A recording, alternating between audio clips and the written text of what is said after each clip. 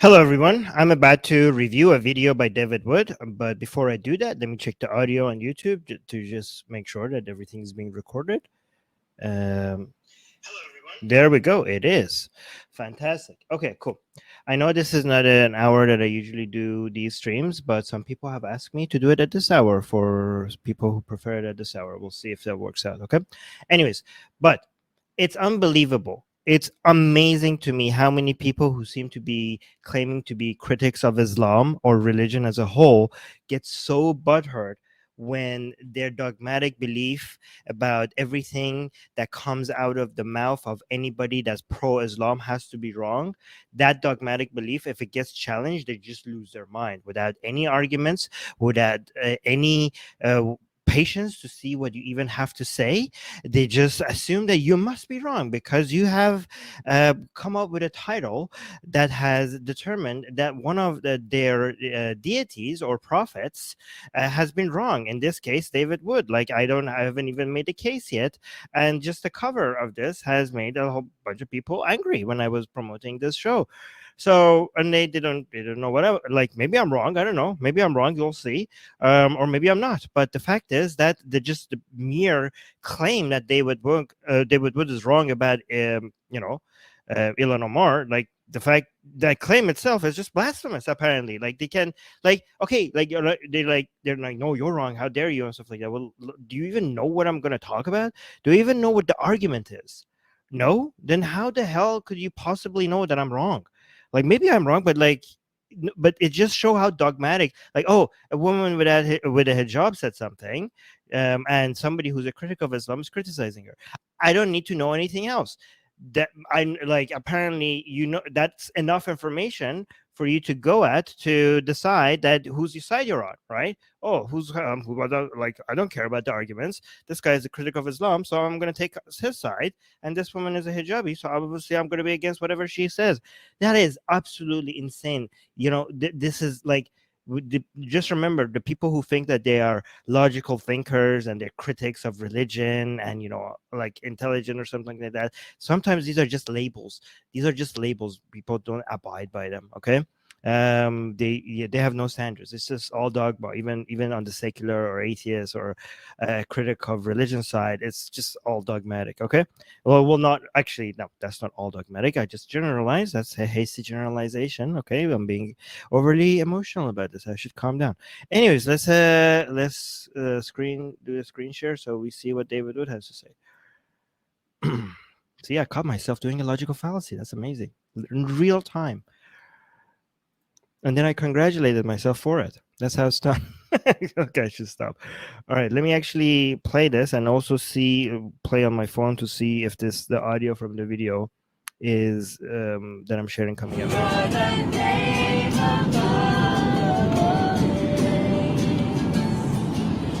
are worthy of all praise. As Congresswoman Ilhan Omar would say, once again, some people did something in the name of some religion.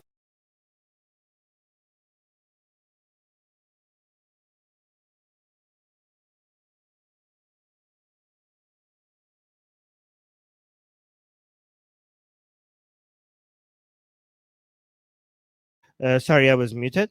So if you're listening if you don't have any idea what just happened, because it's because you have the only access to the audio version of this and not the video version of this, that means that you're not a Patreon. Okay, so for people who are listening only to the audio version of this, I'm sharing a video and I'm going to describe to you what's happening on the video.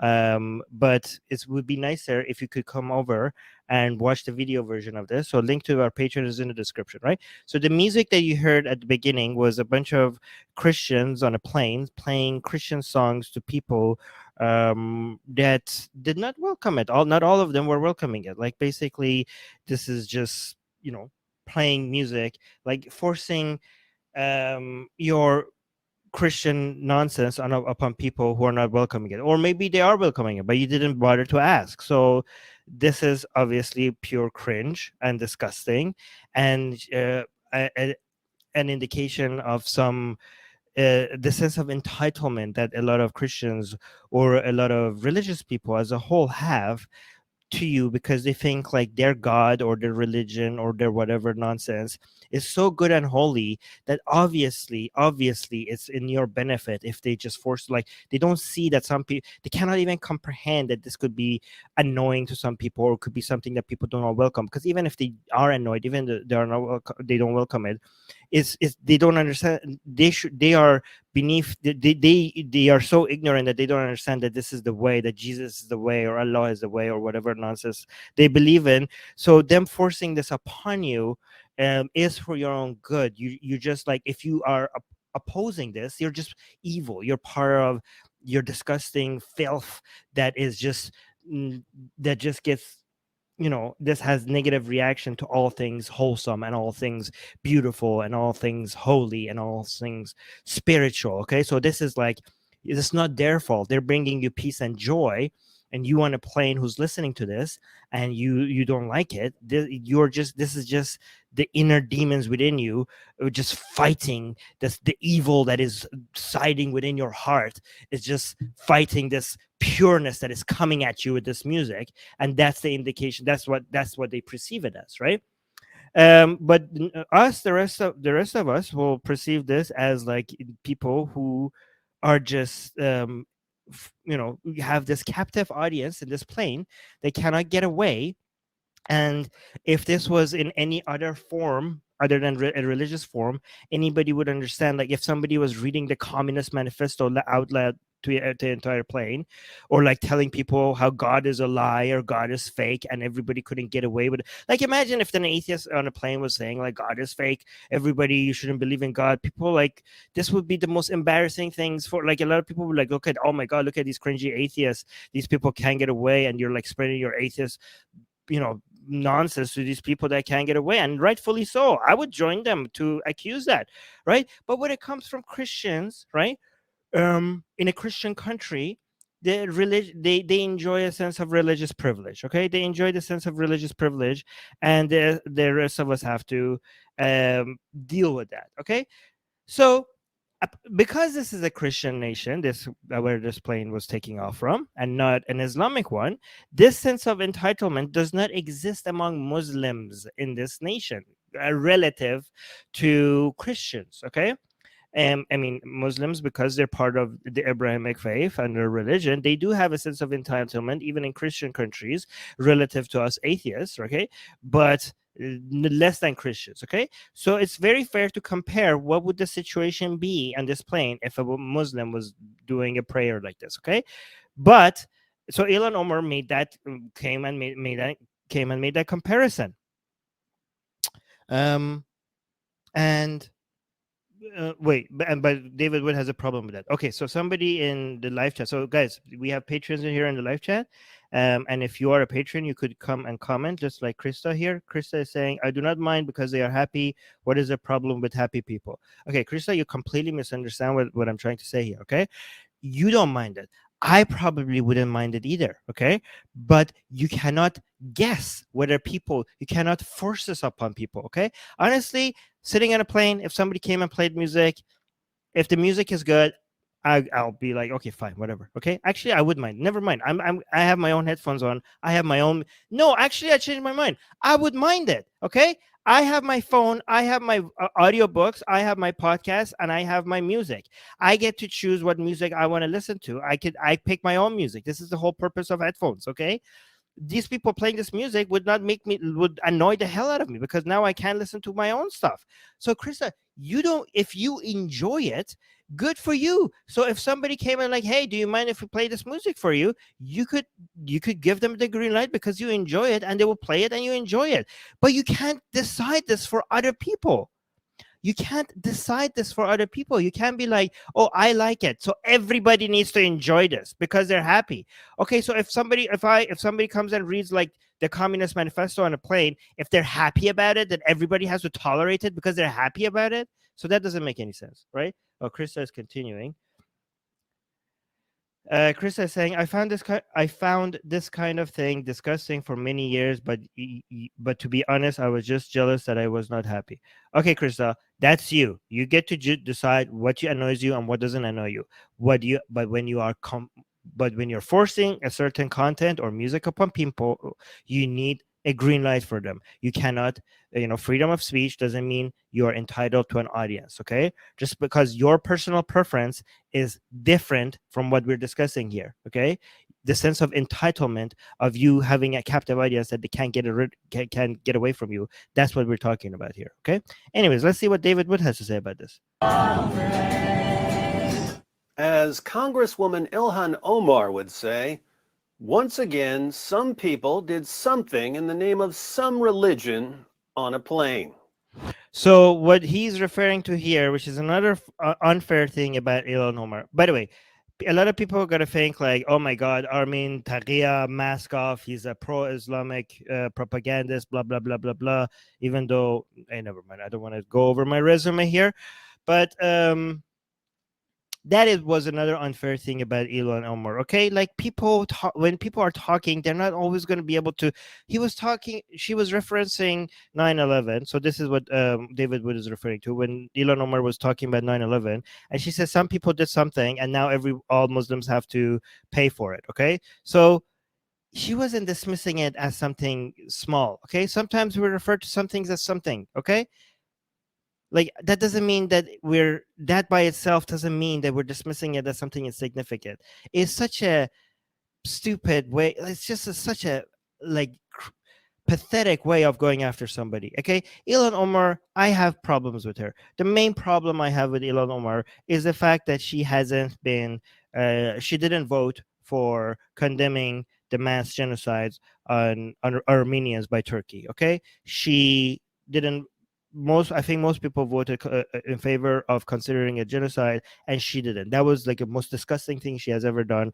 That's the thing that I have the most problem with her. Okay, but these issues that other people have, I think a lot of it is mostly about a woman with a hijab said something, and she's a U.S. politician, and that's the reason why they want to go after her. Okay, I think most of it is that. Okay, but so I'm not saying I like everything she does or I agree with everything she says, but I don't like this dogmatic criticizing of somebody like that. Anyways, let's see what David Wood says. Some people did something in the name of some religion on a plane.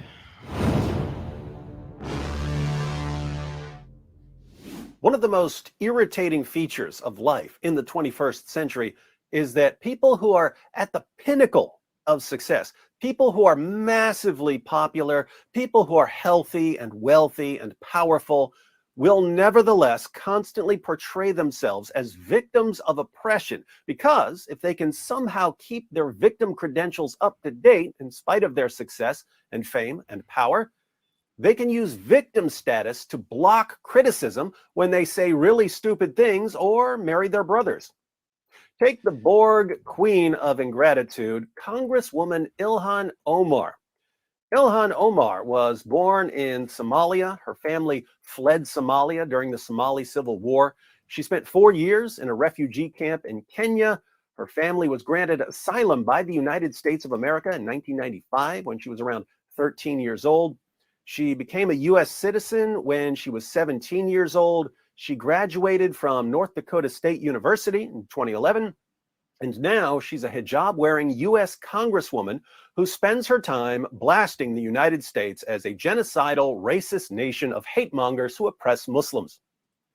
Okay, that's not okay. So if you actually listen to Ilhan Omar, that's not the only way she describes the United States. I mean, that's not really an accurate way of how she talks about the United States. Yes, she has a lot of problems with the United States, as everybody should about every goddamn country. Okay, but she doesn't. She also is somebody who sees a lot of positives about America. Okay, so she has problems with America, and she has a lot of negative things about America. Okay, that doesn't mean it's not all, but that's her job. That's what you should be doing as a politician. You should have problems with the country that you are trying to serve, because the whole point is to make it better. How could you make a country better if you don't have any issues with it, if you think there's no problems with it, okay, if you think there's no room for improvement, okay? So this is not a fair characterization. Do I think sometimes they go too far about the way they describe how bad the United States is? Absolutely, absolutely she does, absolutely she does, and absolutely a lot of people on the left do, okay, not all of them, but a lot of them do. Does she also have something things that she likes about the United States? Of course she does. She's a U.S. politician, okay? She has also things that she likes about the United States, and she's proud of the United States, and she's proud to be American, okay? But this idea of, this is so disgusting, I think, in my opinion, to kind of suggest that somebody, because they come from somewhere else and now they have been benefited a lot for being American to the point of being a politician. What should they not see the faults of America? That's her job. She has been elected to improve United States. Okay, that her entire job should depend on finding faults with the country and try to make them better. That's the job description. So what, like the whole thing of holding somebody's past against them to like what, so she should shut.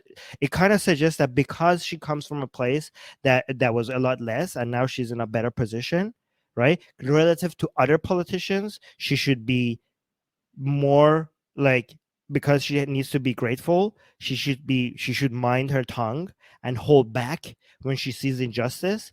Should she be comparing the injustice with the injustice in Somalia, and as long as the injustice in America doesn't measure up to the injustice in Somalia, as long as it's less, they should be like, okay, well, at least in Somalia things are worse, so I shouldn't like talk about this.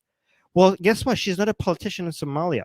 She's a politician in America. It doesn't matter if the injustice in America is like, actually, in the injustice in America could sometimes even be more relative to other places because of what America does around the world. And sometimes it's a lot better. Okay, it depends on what we're talking about. But even if the injustice in the United States was all less than what we had in Somalia, okay, let's say it's all across the board. Well, that's not in part of her job description. Her job description is not to fix Somalia. Okay, so I don't know what does this got to do? Like, are you going to hold her ethnicity and her background against her all the time? It doesn't make any sense. She openly and freely supports the BDS movement against Israel. She openly and freely calls for the abolition of U.S. immigration. Openly and freely. Okay, so for example, I'm against the BDS because I think BDS has a lot of anti-Semitic elements in it. Okay, so personally, I'm not for the BDS. Okay, but when you say she openly supports the BDS, as opposed to what? What is she supposed to do? Like, that's her view, and I'm against her view. But as a politician, that's the position she has, and she could advocate for it, and she should be able. She's like openly and like, you're like, she like, what is that? What is the point of adding openly and freely? Like, as opposed to what? Do you want her to be anti-BDS?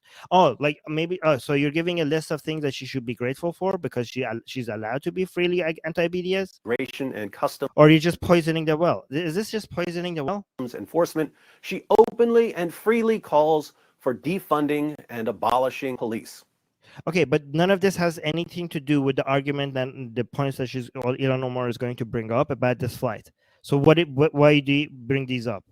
This is just poisoning the well. Now, I am not one of these guys who says, well, if you're going to criticize the United States, then go somewhere else. This is the United States of America, a country that was literally founded on the idea that people have the right to criticize other people, policies, government officials, and so on, and even to overthrow oppressive governments. Imagine this being the standard, okay? So the standard is like, okay, congratulations, David Wood. You're somebody that thinks Ilhan Omar has the right to criticize the government. This is something that apparently we need to hand out medals and cookies for, okay? As opposed to like, oh, okay, I'm not one of those people that think that she legally needs to be stopped from criticizing the government. Like, is that the bar that we have right now? Okay, so yeah, congratulations to David Wood and probably most of his audience that they're above this level, but you're still below the level, okay, to think that it's wrong for somebody that you have to judge someone's criticism of the country that they're a citizen of based on the criteria that you brought up at the beginning, which is say like the ingratitude, like you're saying her criticism shows her like indicates her ingratitude. So the fact that you're holding her past as against her, to think that she needs to show some gratitude, it would be better if she shows some gratitude and not criticize the United States, right? You're still way below the level, the standard that I think should be acceptable, like for example, like I could be like, say David Wood, like come up with the most baseless logical arguments against David Wood's points here, but say, well, at least I think like he has the right to say it. Well, whoopie do, like, is that like, imagine if I had the worst arguments against David Wood, right? The worst arguments, okay? But then I come out and say, well, even with all these arguments against David Wood, I still think David Wood has the right to make these points. What am I saying? I'm saying, yeah, he has the right. So the police shouldn't be arresting him for saying these things, because that's what having the right means. Like, would you all of a sudden not think like all these bad arguments that I have against David Wood, would you, wash them off and like be like, oh, okay, Armin, congratulations. Okay, I'm going to completely now ignore all these embarrassingly bad arguments that you had against David Wood, but congratulate you for thinking that he shouldn't be arrested for his arguments. All right, like this is just a way. So be mindful of this, because this is usually just a way for you to congratulate somebody for saying something that is absolutely worthless. Ilhan Omar is a U.S. citizen, and she can complain about her country, the United States, all she wants without. Wow, thank you so much. Amazing. We didn't know that. We just discovered that Ilhan Omar should not be arrested for her comments. Any obligation to go back to that war-torn, Sharia-compliant hellhole she was born in. Okay, I take that back. There are a whole bunch of people in his audience that would tell her that she has to go back. Okay, go back, as if like, it's amazing how a lot of people who want to defend the United States completely ignore the most base, all the fundamental views that is founded on. Like, oh, you don't like this country, go back. You have to go back to your own, asshole country or whatever, right? But yeah, okay, sure. So her citizenship is worth nothing then, right? So U.S. citizenship is worth nothing. So great job. Just you're completely debasing everything that your country is founded upon. With that said, there is something exceedingly odd about a person being taken from a refugee camp in Africa to the United States, where she goes to school, goes to college, and is eventually elected to the U.S. House of Representatives, and then claiming to be oppressed by the evil, racist, genocidal country that took her entire family in and then elected her to make its laws. I mean, well, let's see if she is actually making a claim that she's oppressed, because we'll see. If she does, then I will deal with it there, right? But before we get to what Ilhan Omar said, because she might have said something that's wrong, and I will criticize her if she's done so. But United States has a lot of things that is good about it and a lot of things that are bad about it, right? So the fact that in the United States it's possible for somebody like Ilhan Omar to become a politician, that's something amazing about the United States, okay? But United States is also a country that has supported and funded a country like Saudi Arabia to oppress innocent civilians in a country like Yemen, right? United States is a country that is responsible for starvations of hundreds of thousands of children in a country like Iraq. United States is also a country that has devastated a country like Cambodia, okay, and many countries in Latin America. Just because you personally somebody like Ilhan Omar have benefited from the United States, all right, that doesn't mean that you shouldn't be pointing out all of these things. Yes, United States is also a country that is that the entire world benefits from, because of the science and technology that comes out of the United States has lifted a lot of people out of poverty all around the world, right? So you have to also consider that, right? So United States does a lot of harm, and you can't ignore that. You should criticize that. United States does a lot of good, right? Science and technology. The whole world, especially a lot of poor people, benefit from the science and technology that comes out of the United States.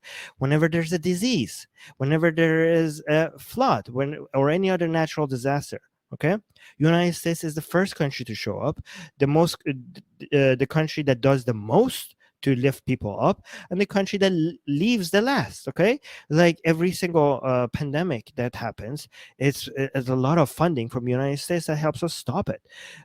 So all of these are true. They don't like, but you can't ignore the bad, and you can't, as a politician, right? You have to target the bad. You have to see the bad, and you have to go after the bad. Okay, so when Ilhan Omar comes and says, like, yeah, United States is taking part in oppressing, being responsible for the greatest humanitarian crisis of all time in Yemen. I'm like, yes, Ilhan Omar, I agree with you. United States is one of the main culprits in this greatest humanitarian crisis of all time in Yemen, right? And also, I criticize Ilhan Omar when she ignores previous, acknowledging a genocide that happened against Armenians, because denying genocides that have happened paves the way for more people to do this in the future. So recognizing genocides that happened in the past, that's why I criticize her. Okay, these are not contradictory points of view. Okay, you could be anti-US and pro-US at the same time, and you could criticize Ilhan Omar and defend her at the same time. But I fail to see how you could do that if you are this dogmatic about anybody that is wearing a hijab. Like, let me see. Yeah, hold on. Let's see if David Wood actually has a good point here or not. There's something strange about a hijab wearing Muslim immigrant.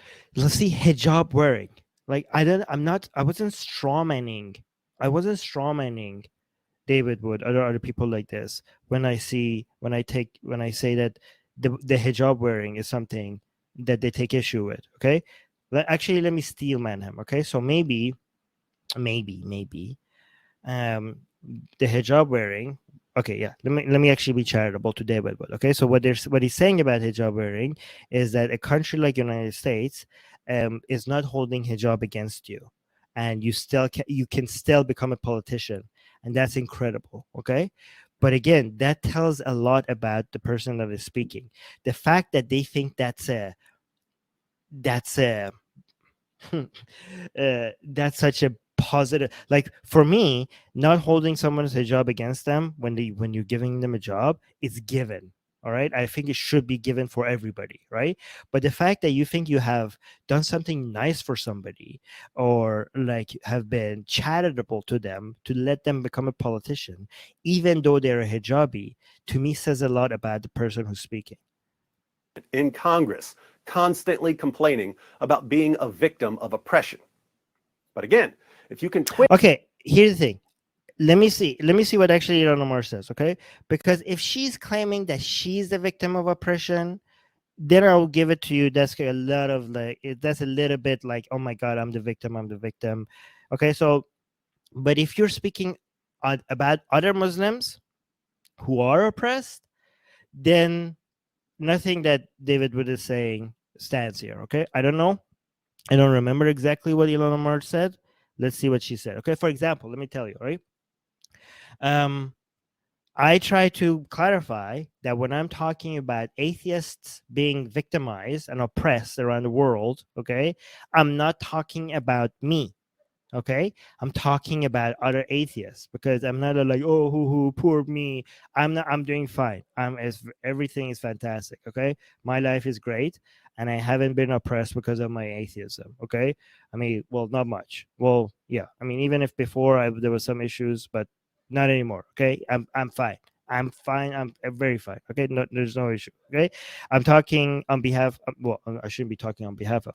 I'm talking about is the right word, about other atheists and about other ex-Muslims, about other apostates around the world who they are the victims. So I'm not participating in like the victimhood narrative, like, oh, poor me. Okay, so that's what I'm doing. Okay, so Ilhan Omar herself, her life is pretty good. Okay, so she shouldn't be, if she wants to speak for, again, not on behalf of, but about, not on behalf of, not for, but about, okay, because I don't want to act like I am the representative of atheists, and Ilhan Omar shouldn't like act like she's like the representative of Muslims, right? So about other Muslims, she shouldn't she shouldn't insert herself and be like poor me. She shouldn't do that because her life is fine. Okay, so let's see if that's what's happening here or not. Hold on, how's my audio? Let me double check. Testing. Okay, audio's fine. All right, let's continue. Complaining about being a victim of oppression. But again, if you can twist anything, any event, any story into evidence of your oppression, you can keep your victim badge and use it to block criticism. Okay, Newsweek reports a video of Christians singing worship songs aboard an airplane amassed more than 32 million views after Representative Ilhan Omar questioned if Muslims would receive the same treatment. The video shows a man playing guitar and walking through the plane's aisle while singing a Christian worship song on a crowded plane. Meanwhile, some passengers joined in while others sat in silence. The video quickly divided the internet. What doesn't divide the internet in 2022? Just think, if the whole world hadn't gone insane, what could reasonably be said about a clip of Christians singing on a plane? On one side, you could say, okay, this is for people who are listening to the audio version of this, which again, I recommend you become a Patreon and watch the video version, link in the description, right? So this part is not the article anymore. So when he ended and said the video quickly divided the internet, the rest is now David Wood himself. Clip of Christians singing on a plane.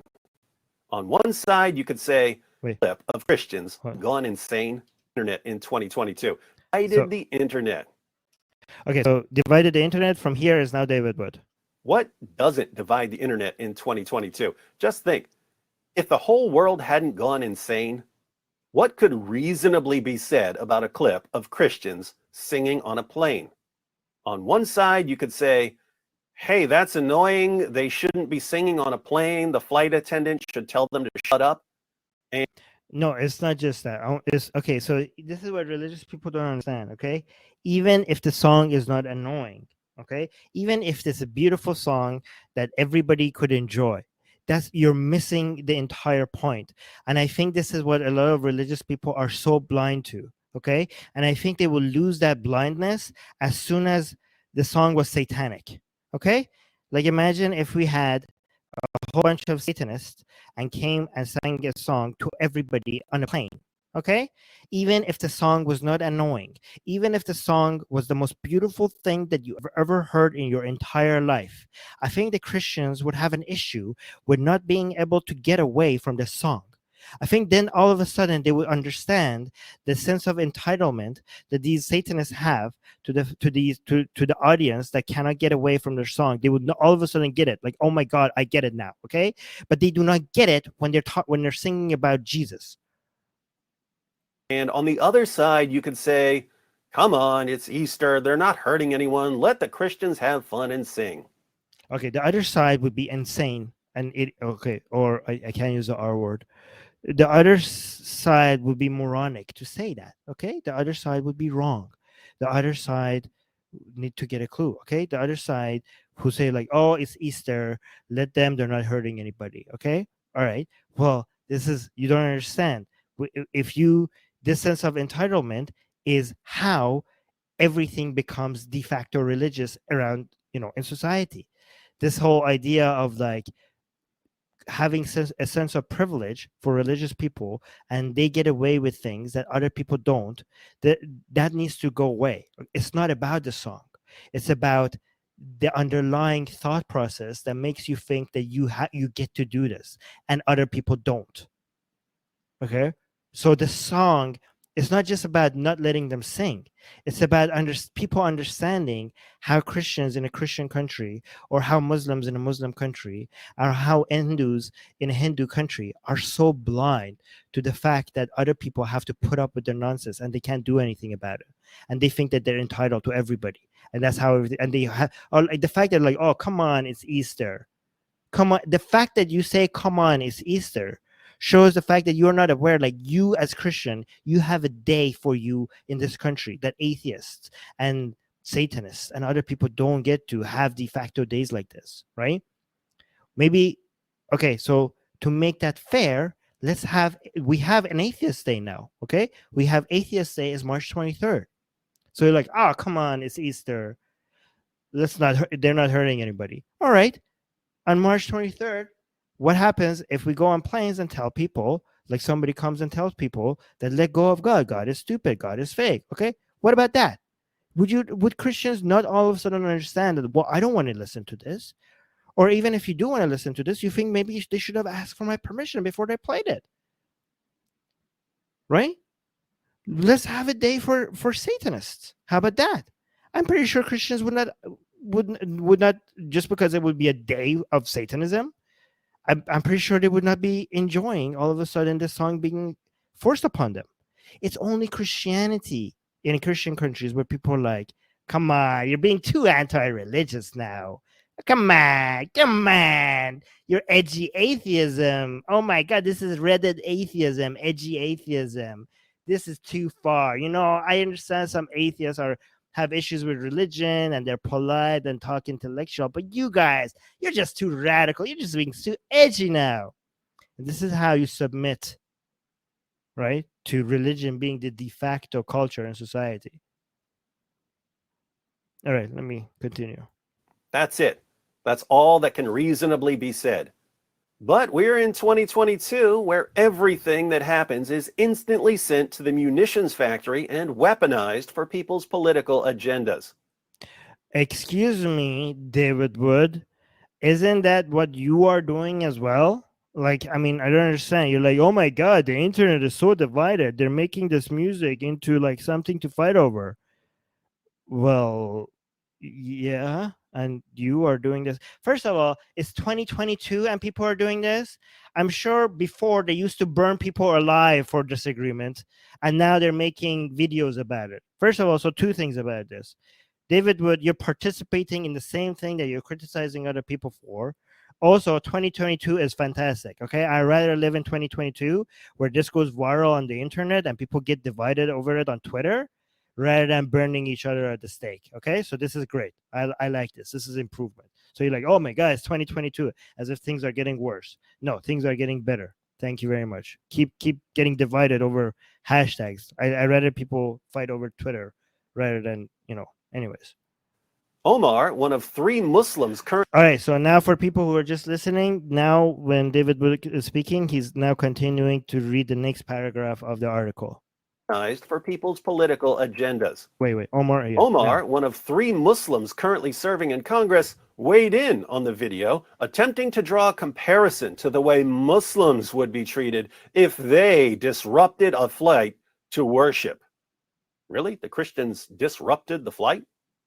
Yes, they did disrupt. Okay, they disrupted. I don't know. Okay, why do you like really the Christians disrupted? What? Okay, what is disrupt? Let me see. Maybe not. Disrupt means interrupt an event, activity, or process by causing a disturbance or problem. Okay. So that one doesn't. It doesn't. It's not. They didn't disrupt the flight. What about this one? Drastically alter or destroy the structure of. Okay. So yeah, they didn't disrupt the flight, but they disrupted the people in the flight. Okay. This is very pedantic, though. I think my family and. Okay, so this is now. Really? The Christians disrupted the flight? Okay, fine. If you want to be so pedantic, they didn't disrupt the flight, okay? They just disrupted the people's doing their own business on the flight. I think my So this is what Ilhan Omar is saying now, okay? I think my family and I should have a prayer session next time I am on a plane. How do you think it will end? Okay, so this is nonsense, okay? Ilhan Omar, I agree that this part is nonsense, okay? So far I was against a lot of the things that David Wood said. I wish Ilhan Omar was not inserting herself in this criticism, okay? She could have said a Muslim family, okay? I mean, You're a congresswoman, okay? I'm pretty sure nobody's gonna if you want to do a prayer session on a plane. Wait, okay, no, never mind.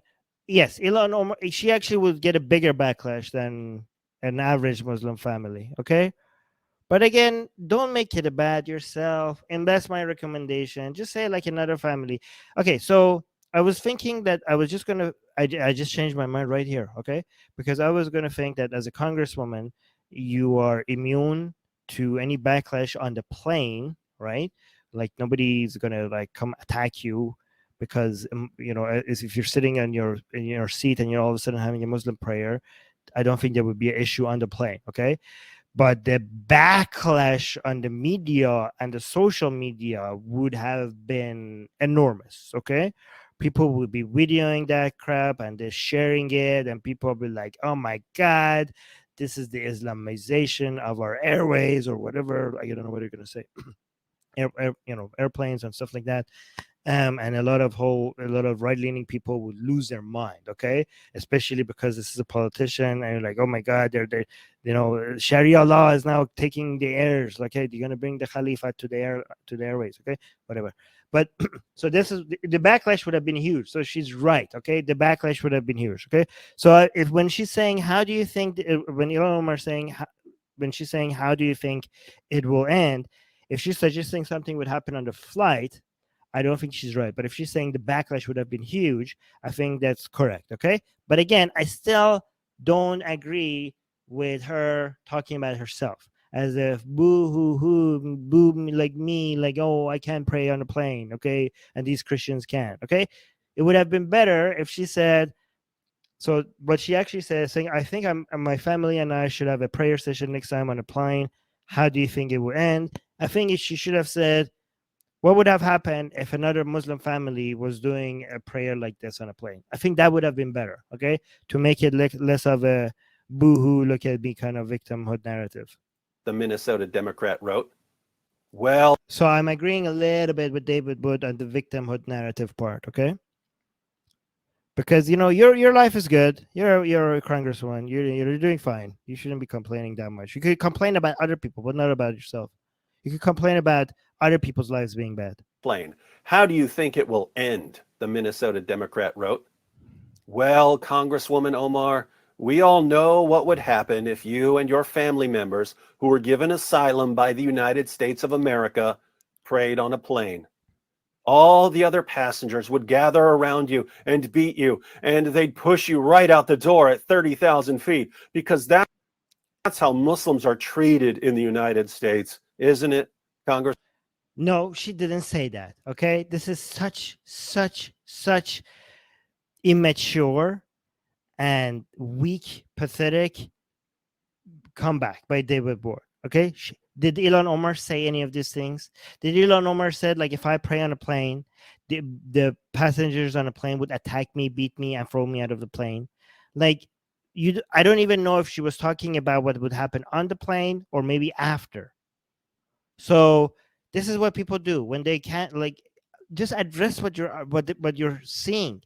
Why would you have to make it a million times more ridiculous than what it is? Like, see, I criticize Ilhan Omar based on what she said. I looked at this, I'm like, okay, I don't like it. Even if she has a point, even if the backlash would have been huge, your life is fine. You don't need to talk about yourself. Talk about, as a politician, talk about other people. Talk about what other people have to deal with. Don't insert yourself all the time. Okay, that's what I'm suggesting. Okay, and I didn't have to add to what she's saying to ridicule her points, right? But what David Wood did here is that she took what she's saying and she made it 100 times more ridiculous, and then attacked the 100 times more ridiculous argument that she didn't make. What's the point of that? Who benefits from this line of reasoning?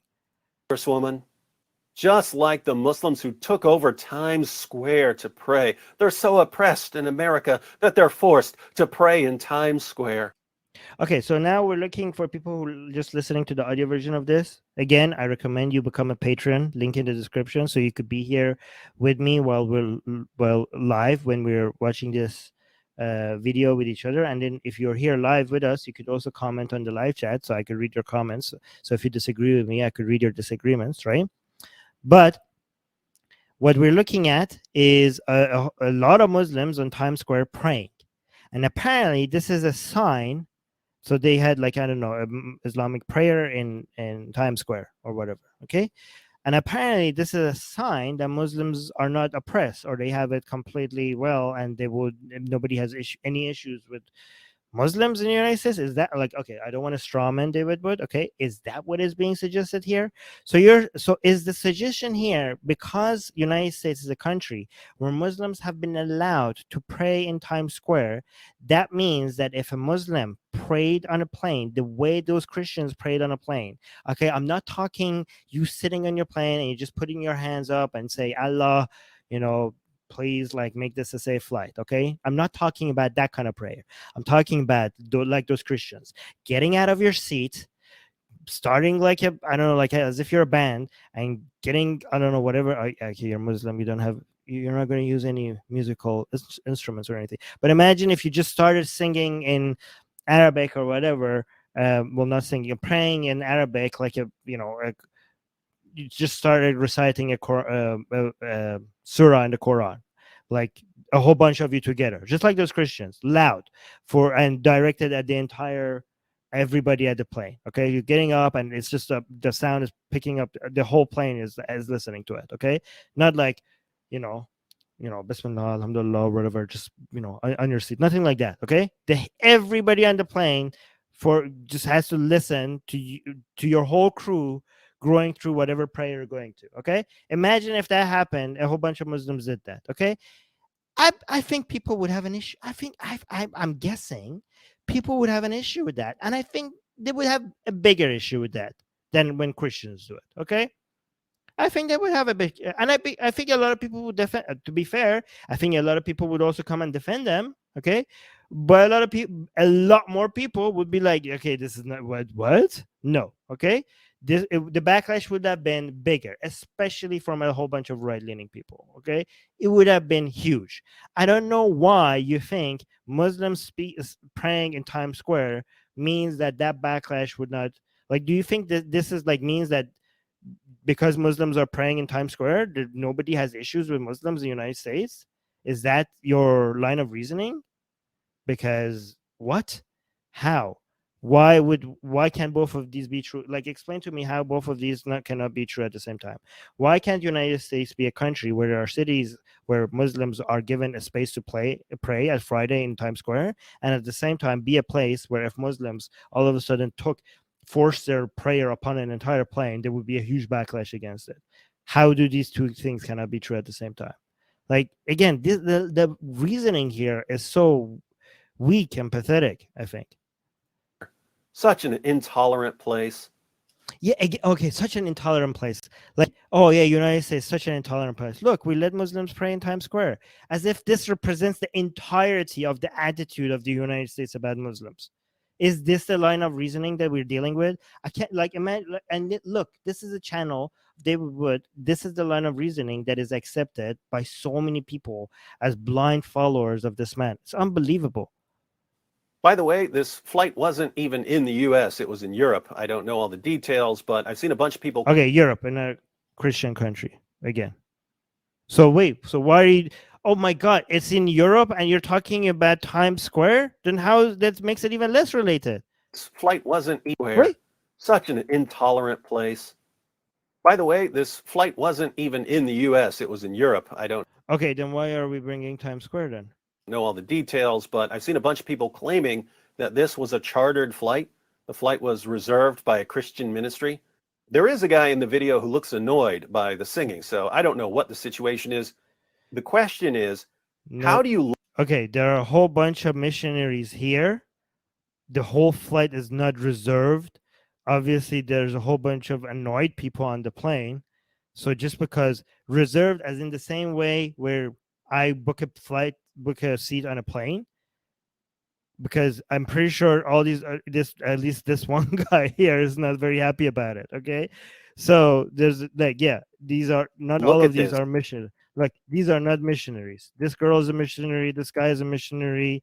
There's some people are happy about it, and some people who don't seem to be at all happy about the song. Okay, so the idea of this whole flight, this entire flight was booked by a missionary. Like, look, this entire, I'm pretty sure more people other than just these two would have been standing up and singing if this entire flight was a missionary flight.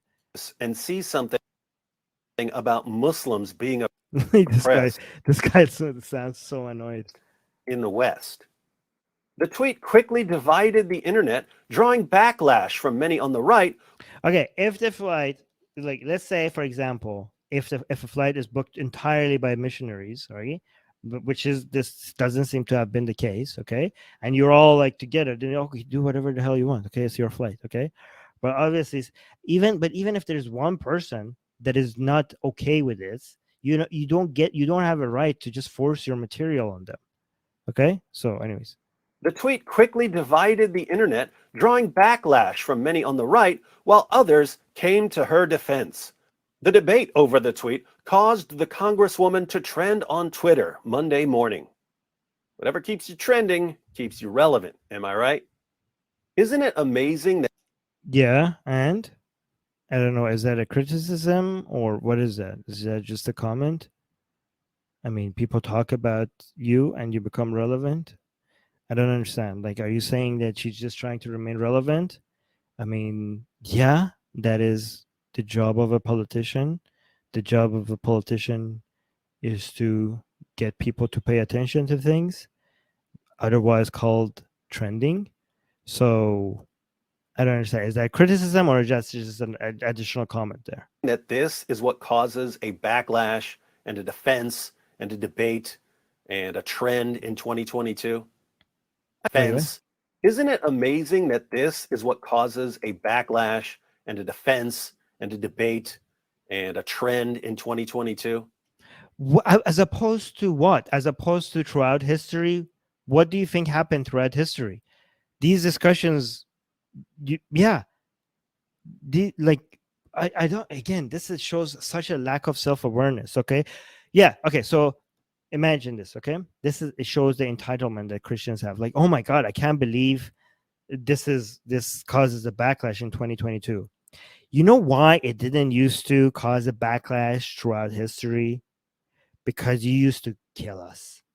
Well, you're not you specifically, but Christians, because we didn't get, like, people like us, okay, throughout history, didn't get to criticize people like you, right, for most of history.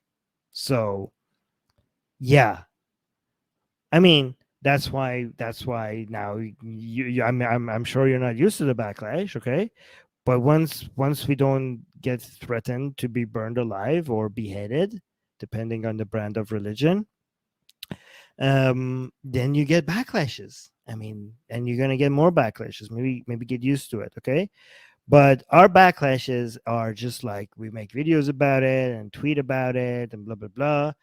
But we're not gonna go to the position where we're not, your people back then, their backlashes used to be a lot more aggressive, okay? So I don't know why you keep complaining about how bad this reaction is in 2022. This is far better than what it was before. I just have to point out to everyone, if we have such shockingly comfortable lives that we get to sit around attacking each other on Twitter over a video of Christians singing a song on a plane, we've got it pretty good by historical standards. Yeah, and you know how we keep it good? By making sure that the Christians stay in their place, right? Because the reason why we have it this good is because we want to make sure that dogmatic beliefs like Islam or Christianity or Hinduism or communism or anything like that, or fascism, get to feel the sense of entitlement that they have, because if they keep it, they're going to insert themselves everywhere, right? And that sense of entitlement that makes them insert themselves everywhere and eventually into our politics will make this life, this safe and prosperous life that we have, go back to the dark ages. Okay, so yeah, David Wood, if we get complain about these things, it shows that we have made it to a part to a place where it's much better than before, and it will continue to get better if we keep complaining about people like this on a plane and everywhere else that they want to insert themselves. Okay, it's the complaint. You're like, oh my god, these people, they're complaining about these things even though our lives are so much better right now. Guess how it became better? It was because of the complaining. It was because people just didn't sit around and just be like, oh, this is fine, because it wasn't fine. Okay, so yeah, it is better, I agree. And people like me who complained against people like you with crappy ideas like you, those are the people who made it better. When I see something like this, I get to make a video and post it on YouTube. Seems like we've got it pretty good, doesn't it? Yeah, because Christianity is like losing, and Islam is losing, and Hinduism is losing. That's why we have it so good. Wouldn't it be nice if, instead of constantly, endlessly complaining and whining and bickering over... Whining and complaining and bickering is good, because we're finding problems and we're complaining about it. Complain all you want, whine all you want. This is how things got to be the way they are. Any little detail we happen to disagree about, we all sat back for just a few minutes and realized how much we have to be grateful for. I'm sorry, David Wood. Aren't you right now making a video complaining about Ilhan Omar's tweet? Like, what? Like, you're like, oh my god, people are complaining. Wouldn't it be great if they realized how good things are and just sat back and didn't complain? Isn't the point of your video, like, what is the title? Yeah, your title of the video is Ilhan Omar blasts America after Christians sing on a plane. Your video is doing exactly what you're telling us not to do. If you really want to make a difference in the 21st century, ladies and gentlemen, start by developing a sense of gratitude. Then why are you complaining? Why are you complaining? Is your life like, oh my god, let me actually try this, okay? David Wood, why are you not you're grateful? Where is your sense of gratitude?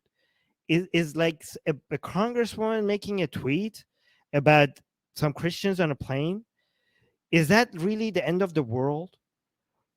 Is it really worth like you making a video about it and complaining about this congresswoman? Wouldn't it be just great if you, instead of you making this video, you were just sat back and just be grateful about the life that you have? Like, see, it works both ways. That will impact every other area of your life, and soon the lives of people around you. Okay, we'll take your Some advice. accused her. Okay, so now we're ending. So now David Wood is reading the next part of the article. Of attacking Christians in the tweet. Ilhan Omar asks how people would react if her Muslim family sang their worship songs on a plane. I don't know, but it's got to be better than the reaction to Christian worship in her home country of Somalia, where Christians are slaughtered for praying in public, wrote conservative commentator Ali Beth Stuckey. I don't understand. Okay, like, so she can't complain about anything that is better than Somalia because she was born in Somalia. She cannot complain about anything. Anything that is better than Somalia is an area that she can't go into. So wait, does that apply to me as well? Because I was born in Iran. So if I get a parking ticket, right? And I think like, what am I getting a parking ticket? I paid for the meter, right? I paid for the meter. Why am I getting a parking ticket? No, Armin, you were born in Iran. You don't get to complain that you got a ticket unjustifiably, because in Iran you would have been hanged to death because you're an ex-Muslim. So just accept this parking ticket and pay it. Like, what is this standard? Like, what is this coming from? She's an American citizen. Not only that, she's an American politician. It's part of her job description to find problems and complain about it and try to fix it. What? Like, okay. She was, what is her being born in Somalia got to do with anything? Let's read a few more responses to Congresswoman Omar's tweet. So she tweeted, I think my family and I should have a prayer session next time I am on a plane. How do you think it will end? And the response is, this was a charter flight for volunteers serving the refugees from Ukraine. Did you know that? The entire flight was not for that. There were volunteers. Okay, if the entire flight was for that, that's amazing. Because wait, this was a charter flight for volunteers. Oh, okay, no, so they're not. Okay, no, okay, accept. Okay, so this is a charter flight for volunteers. So it's not all missionaries then. They're just volunteers serving the refugees from Ukraine. Okay, so whoever said whoever, if I thought somebody was claiming that these are all missionaries or all Christians or something, so they're not. So if that's the case, then they're forcing their Christian nonsense upon people who don't want to hear it. A charter flight for volunteers serving refugees includes anybody, not just missionaries. There could be atheists on that plane. There could be Muslims on that plane. So you're forcing your Christian nonsense upon people who don't want to hear it. So what is this? How does this response make any sense? So this person is saying this was a charter flight for volunteers serving the refugee from Ukraine. Did you know that? Okay. And oh my God, this got more than 1,000 likes on Twitter. How does this make Ilhan Omar's tweet any less relevant? Can somebody explain this to me? It doesn't say they're all missionaries and they were all happy with the song. I just spent a Wait, really? You're not going to explain how this tweet is a good criticism of Ilhan Omar? How is them being all volunteers for Ukraine makes any difference? Am I not just getting it? Because David Wood is not explaining how this tweet. David Wood is highlighting this tweet and not explaining how this makes the criticism of these Christians who are forcing their song upon other people less of an issue. Why is this being highlighted, and why is it getting more than 1,000 likes? I think. Oh, okay. I might be like, I don't know if this is right. I'm just asking this question, okay? Do people think when they hear volunteers, they think do-gooders, and they just can exchange that with Christian? Is it possible? I mean, I'm not claiming this, okay? I'm just asking. Please correct me or not. Is it possible that a lot of people look at this tweet, the tweet that says this was a charter flight for volunteers serving the refugees from Ukraine, and as a Christian, because the word volunteer and do-gooder and Christian is just you just switch that in your mind interchangeably, you just assume like, oh my God, this was a flight of all just Christians. Is that what people think? Because if that's the reason why this tweet got a lot of likes, and if that's the reason why David Wood is highlighting it, because people just assume that means the entire flight was just Christians, that would be amazing if that's the reason. Okay, but let's continue, guys. If I'm right about, I might be wrong about this, but if I'm right about this, I just hit the nail. Like, I just decoded this. Okay, so serving the refugees from Ukraine. Did you know that? Wow. I just spent a week volunteering at the train station in Przemysl, Poland. This is another tweet. Right across from the Ukrainian border, and I saw the same people there. They were playing to Ukrainian refugees stuck waiting for hours for transportation who just fled from the bombing of Kharkiv and Mariupol. And how is this a comeback to the fact that these people have no right to force their music upon people who don't want to hear it?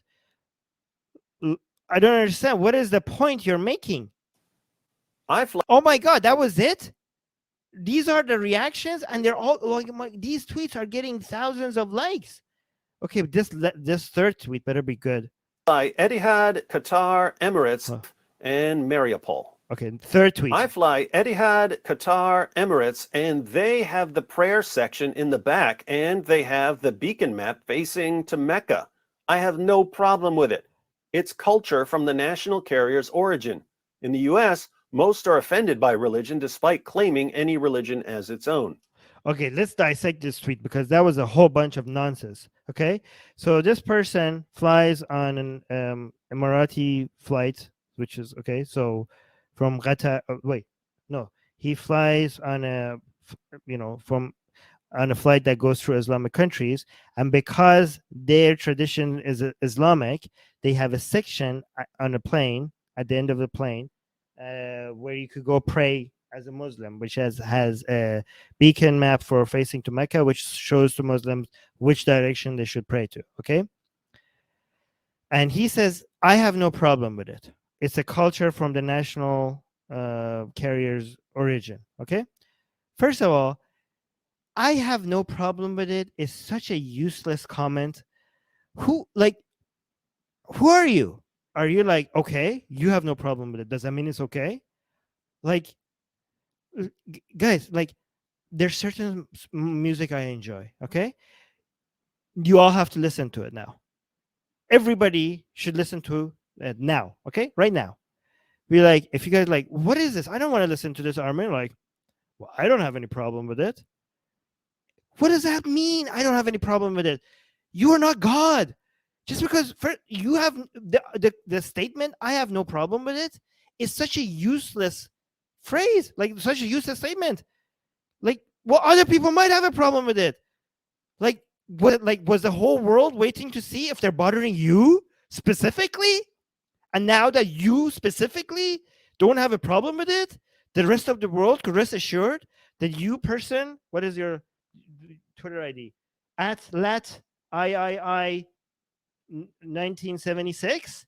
The rest of the world can now rest assured that the username Twitter lat III 1976 is not bothered by this issue. So you don't need to ask anybody else. This person is okay with it. It's not bothering them. So good. Everybody go home. Okay? What does that mean? Okay, I have no problem with it. Nobody, I don't care about you. Okay? And other people shouldn't care about you either. Right? It's as long as you don't get a green light from everybody, that means some people could have an issue with it, and you shouldn't feel entitled to just force this upon people. Right? So that's the first part of this tweet I want to address, right? Also, I have a problem with it. Okay, you're an international flight, and you're dedicating a section of a plane to prayer, to a prayer room. Okay, you know how important each part of the plane is. It's like very expensive real estate. Okay, it's like every millimeter of these planes are supposed to be used for the most for something that gives you the most utility, because it's precious space. Okay, the fact in Islam, by the way, you're allowed, if you can't pray on the ground, you could just pray on your seat if there's no other space. Okay, you're not going to be doing, there's no sin associated with that. If there's no place for you to sin, you could just do your prayer sitting down. Okay, so the fact that this is just done this shows how much religious privilege Islam has in Islamic countries, that such expensive space is dedicated to just Islamic prayer. You know what I mean? That's just like, you don't get that as an atheist or a Satanist or anything else. Okay, again, we're addressing the sense of it. You're like, oh my God, we have a sense of entitlement in Christian countries. Well, Muslims also have a sense of entitlement in Islamic countries. Oh wow, so makes it okay then. So they also have a sense of entitlement. Fixed. This is such a whataboutism. Oh yeah, okay, well, I'm against that as well. It's so stupid, right? Why, like, nobody else gets this level of privilege. Another point, that is a lot less intrusive than these Christians singing to an entire plane. Muslims, there being a section on a plane where you go and privately pray is a lot milder than the entire plane being forced to listen to your nonsense. Do you not see the difference? So many logical fallacies here. There was whataboutism, okay? There was false analogy, right? And this whole I have no problem is completely irrelevant. Okay, so I don't know what fallacy that is. It's red herring or whatever. Anyways, let's continue. I haven't seen it in a while, but I have been on international flights where people got out their prayer rugs and prayed in the aisles. Whataboutism, and also, again, this is another whataboutism. And yeah, if you pray in an aisle, you're blocking. How do I go to the freaking wash? This is okay, so this is also bad. Is this your defense? How do I go and take a dump If you're blocking the aisle with your Islamic prayer, get out the way. Get out the way. Right? So I don't like this either. Again, but this is still less, imposing yourself upon the entire goddamn plane. But if I need to take a dump, you're forcing your religion on me. Your God is getting in the way of my crap. Okay? What if I have diarrhea? God damn it, and you're in the way. Can I bounce? Can I jump over you? Is that allowed? Would you allow me to just I don't know. Can I just what I do? Okay. No, but yeah, no, this is not good. What is this your defense? This is also bad. And how do you think this will end? Okay, so for people who are just only listening to the audio version of this, is the image somebody tweeted an image of Muslims praying. One of them is in the washroom. I don't like that because I need to take a dump.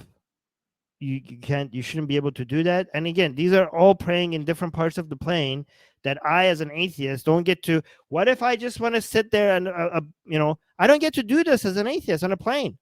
I don't like this. Is a sense of privilege.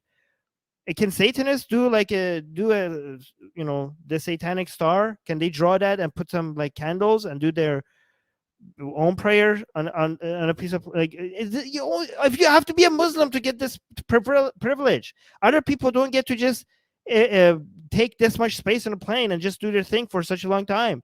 People will ask them to get up. But if you're a Muslim, all of a sudden you get to do this. I'm against this as well. But again, all of this is whataboutism again. But at the same time, this is still not being forcing yourself on an entire plane. I'm against this as well, but the equivalent, if you want to find an alternative that is more equivalent to what the Christians did, you have to. I have had that experience where people were on a plane, the entire plane is doing the blessings to Muhammad. Okay, that takes 5 seconds, but it's still pretty annoying when the entire plane is doing a salawat, like they saying Allahumma Sallallahu Muhammad wa ala Muhammad. Okay, because the plane landed successfully and we didn't crash. Apparently, you need to bless Muhammad and his family for that. And all as a kid, in an Islamic country, who was an ex-Muslim, the secret ex-Muslim, that was annoying as okay, I can't swear. That was really annoying. That was extremely annoying. I didn't like that. Why is this being forced on me? Okay, it was pure cringe. Okay, so. But that was 5 seconds. Imagine that I'm listen. I'm trying to watch my movie or play my video game or listen to my own song or listen to my audiobook. And these Christians think that they get to come and sing their song, and now I can't. Okay? So, and it might be a small annoyance, but the bigger annoyance, okay, so let's say for 2 minutes I can't listen to my audiobook. There's two things here. The 2 minutes that I lost, it's the smaller issue. The bigger issue is knowing that you live in a place where they get to do this. It's a bigger deal because it's an indication of a bigger problem about where you are in the society, that you don't get to do these things and they can. It shows that you're a second class citizen. The de facto religion is Christianity, and they get to get away with things that you don't get to. So it's not just those 2 minutes of annoyance. It's about you learning that your position in society is below where the de facto religion is. And this is what these songs are meant for. This is what these places of prayer are meant for, is to insert yourself and show your dominance and show your authority and remind people that this is the dominant religion. Whether if it's Islam or Christianity or Hinduism, the songs, the festivals, coming into public places and show your presence and force people to take a back seat or get out of your way or make room for you, is to insert your dominance and remind people that if you're not a Hindu in a Hindu country, or if you're not Jewish in Israel, or if you're not a Muslim in an Islamic country, if you're not a Christian in a Christian country, then you're less than. You don't belong here. Or if you're here because we let you here, you're a second-class citizen, and you need to know your place. That's what this is meant for. Okay? Even this Islamic stuff, it's the same thing. with multiple pictures of Muslims praying on planes. I am an American Muslim. I prayed during the flights many times. No one threw me out of the plane to put me in jail. America is not perfect, but America has the highest religious freedom in the world. Okay, let's dissect this tweet one piece at a time, okay? So this tweet is saying, I am an American Muslim, okay? So irrelevant. I prayed during the flights many times, okay? No one threw me out of the plane to put me in jail. I don't think Ilhan Omar, I don't know what. Okay, so you are an American Muslim who apparently can't read, because Ilhan Omar did not say that when she asked what do you think would happen, I don't see anywhere in the tweet she's saying that she thinks that she would be thrown out of the plane and put to jail because she prayed. Did she say that? Or did I miss it? Hi, oh, Music Guy is in live chat. Hi, Music Guy. Did Ilhan Omar say that? If she didn't say it, what are you responding to? Why is this tweet? Oh my God. This tweet got more than 2,000 likes. This is the argument that gets 2,000 likes. You're responding to an imaginary claim. This gets 2,000 likes. An imaginary claim that was not made by Ilhan Omar is responded to, and this is what people are cheering. Unbelievable. People are stupid. Okay? And then this person continues, so saying, no one threw me out of the plane or put me in jail. Well, wow, because we thought that's what oh my God, we thought if you pray on a plane as a Muslim, you go to jail. Thank you for clarifying that, sir. Thank you for enlightening us. I didn't know that. God damn it. Also, I have a question for this American Muslim person, okay, which I cannot read his name, Kuzat Italy. I don't know what is that. Was it Kuzate. I don't know why I said Italy. All right, whatever. He said I prayed during the flights many times. Okay, you prayed. How is that even remotely close to what these Christians did? Do you pray? Did you have a prayer session that the entire plane had to tolerate? Or did you just sit on your seat and pray? Because that's a big difference. That's what those Christians were doing. If you were sitting on your seat and praying, or you went into a corner and prayed, I'm sure the rest of the plane didn't have to tolerate your religion the same way all those people on the plane had to tolerate this nonsense from these Christians. That's a bit different, sir. All right, and then he continues, America is not perfect, but America has the highest religious freedom in the world. Well, I don't know if it's the highest, but it's pretty high up there. I agree with that. And what's your point? The fact that America has issues is good enough for people to complain.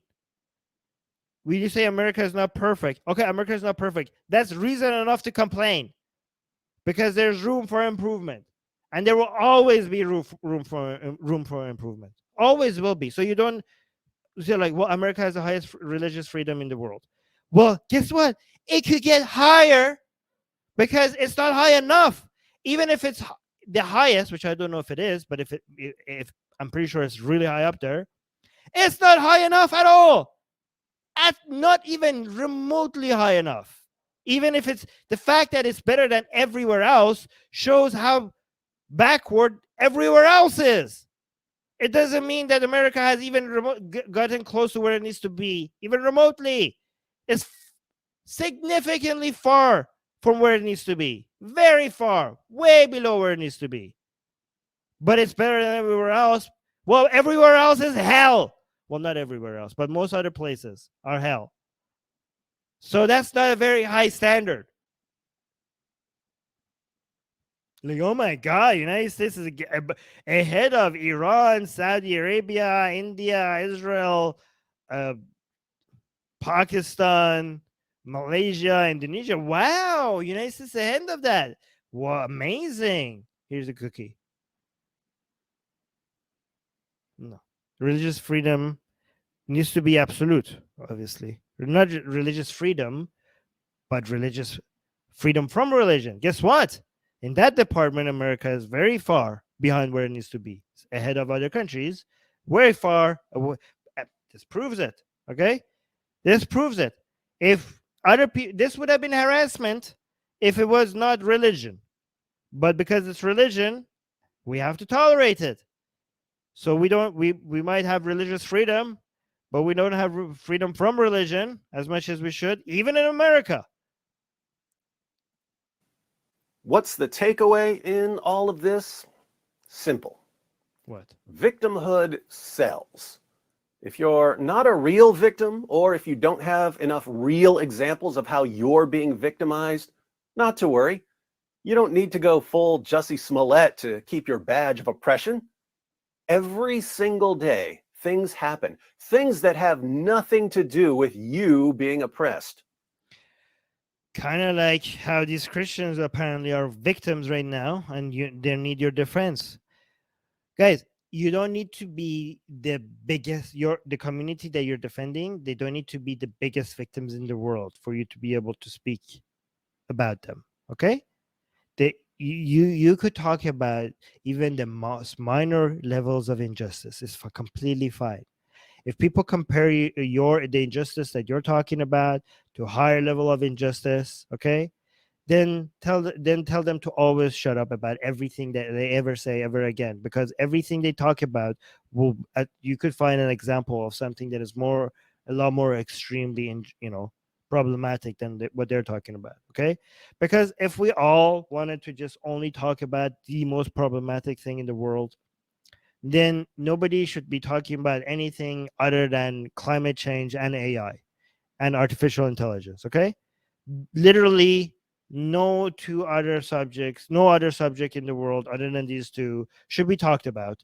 If you just think like, oh, this is mild compared to other things, well, what you're talking about is also mild compared to something else. Okay, so that's a ridiculous standard. This is an important issue. Okay, I don't agree 100% with how Ilhan Omar was talking about it, because she made herself seem like a victim instead of talking about other people. Okay, she could talk about other Muslims in a Christian country, or we could talk about Christians in a Muslim country, what Christians in a Muslim country have to face. Okay, you don't have to, as a Christian in America, you don't have to be like, oh, I'm oppressed as a Christian, because you're not. But you could talk about Christians in, I don't know, Egypt or in Iran. Okay, so I'm not going to be like, oh, you're doing a victimhood narrative because you're a Christian, you're talking about Christians in Iran. They be oppressed. Okay, so you talk about them, right? But even, actually, here's the thing. Even if you're talking about something minor, okay? Let's say you're a Christian in the United States, where Christianity is the de facto religion, and you have all sorts of privileges as a Christian. But let's say an atheist was mean to you, very mean to you, because you happen to be a Christian. And you were like, I'm sad today because an atheist was rude to me simply because I'm a Christian. Guess what? You get to complain about that. You don't have to be a Christian in Saudi Arabia to be able to be allowed to complain about things. Okay, you don't need to wait to be that level of oppression. Okay, I would agree with you. Like, oh my God, that atheist was mean to you just because you're a Christian. That's rude. You don't deserve that. I'm sorry that you had to go through that. Oh, it's okay. I'm not gonna be like, oh my God, you're such a victimhood narrative. Poor Christians. No, you don't deserve that. Okay, if you complain about the stealing Christmas, okay, you shut up. Okay, you're playing into the it's so amazing that Christians play the victimhood narrative more than most people as an average, simply because that's part of their religion, to be the victims. It's a sign. It's amazing that Christians are like, oh my God, you're playing the victimhood card. It's part of the Christian religion that if you be the victim, you must be on the right side. So that has given Christians a lot of motivations to always look for reasons why they're the victims. Okay, so if anybody plays the victim narrative the most, it's Christians. And that's why you see people, they constantly complain about, like, I don't know, war on Christmas and crap like that, right? But just because they're losing their privilege, they think they're being oppressed. But that aside, I think those are not legitimate. those complaints. But your complaint, even if you have the best life, even if you're like rich and have the best life and people love you, but you go to a coffee shop and somebody realizes you're Christian and just swears at you, even if that's a mild thing relative to what other Christians have to deal with, I don't think it's wrong for you to complain about it. I'm not just saying you have the right to complain it, because obviously you do. I don't even think it's wrong. You should be able to complain about minor things. Even if they're wrong, you can complain about it. You're just completely justified. I would even agree with you. Why would somebody be rude to you just because you're a Christian? So this whole standard of like, oh my God, you're complaining about minor things. Yeah.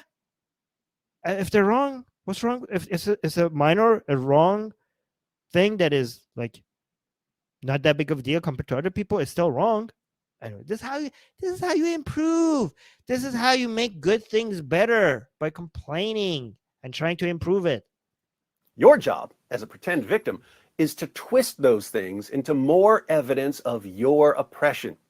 Well, like I'm pretty sure there was more twisting done today on your behalf, David Wood. People are so divided right now that if you say, I don't see what twisting has been done here. I mean, her point is still true. I just don't agree with what she was saying was completely true. Like, if a Muslim family prays on a plane like the way those Christians did, the backlash would have been huge. She didn't twist it to make it seem like she would be arrested.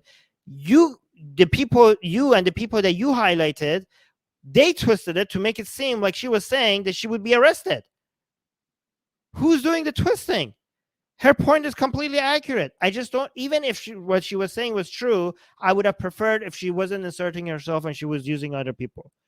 Not because it would make it more true, but because it would just be more political, right? Not to act like a victim. But what she said was completely true.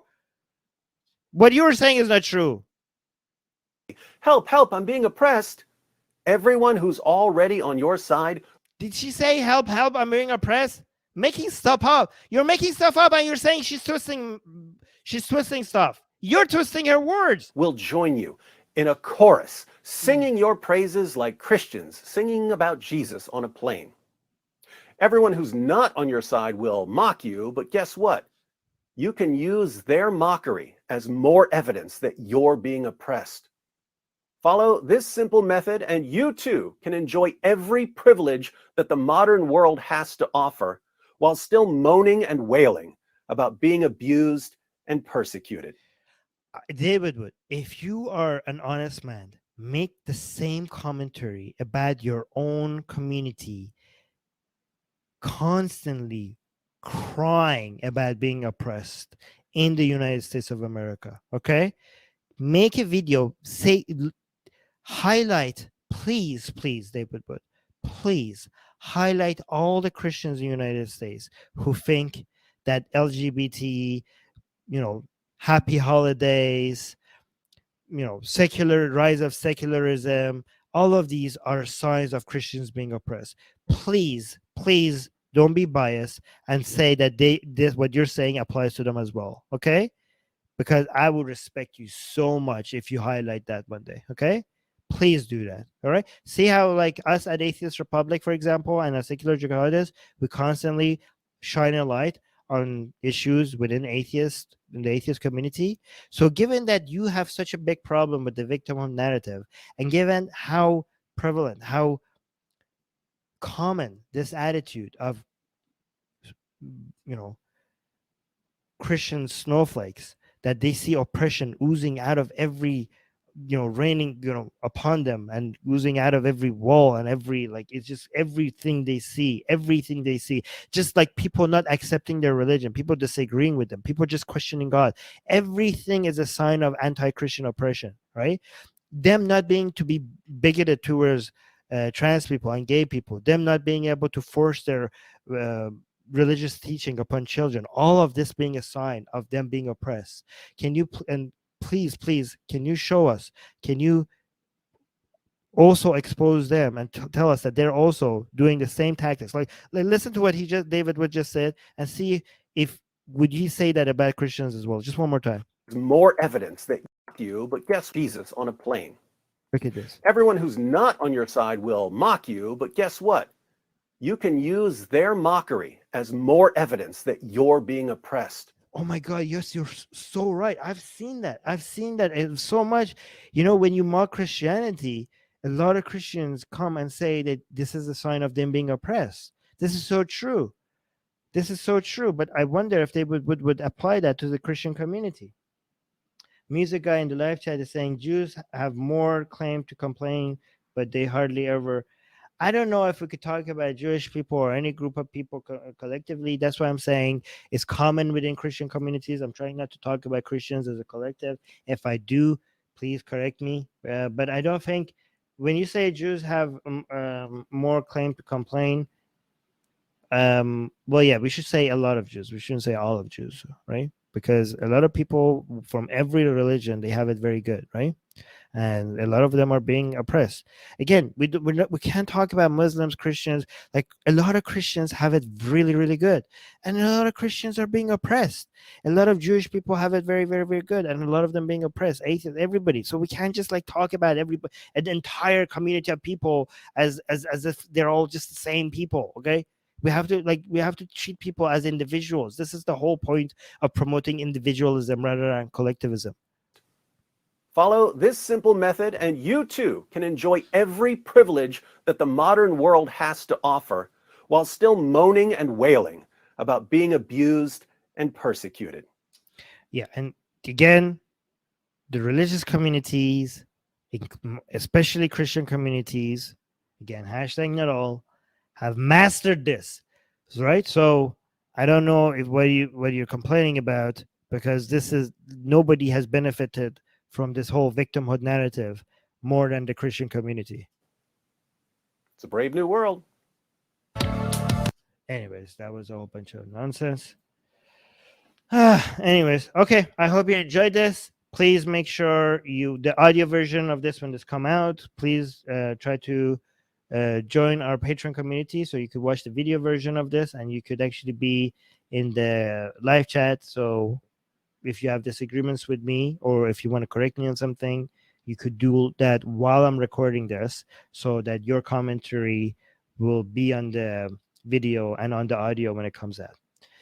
Anyways, thank you guys, and I'll talk to you on the next episode. Bye.